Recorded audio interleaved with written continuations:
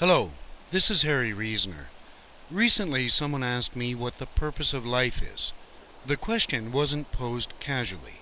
It was asked by a devoutly religious person, and it was asked rhetorically.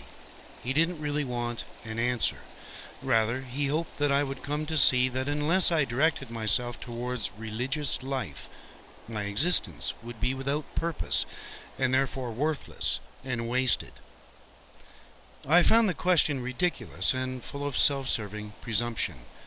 Firstly, this person was not trying to direct me in any sort of general way towards a religious or theistic way of life for my benefit, but rather towards his own particular, narrow, exclusive version of it in order to justify and rationalize his own beliefs. It's interesting to note, after all, that his dismissiveness of the atheist is surpassed by his deep dislike of other religions. Secondly, although I'm completely unsophisticated when it comes to philosophy, I'd have to say that I can find no compelling reason to think that life necessitates purpose. I can't. At least not an external, requisite, divinely imposed, or proclaimed one.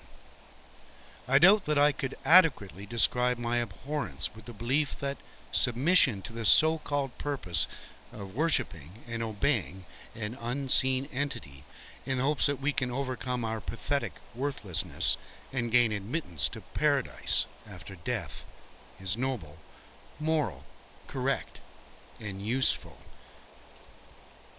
It's profoundly ironic that theists would ever refer to free will as being a God-given gift. It may seem a silly purpose to dig rocks out of a river and pile them on the bank, but I'll say this.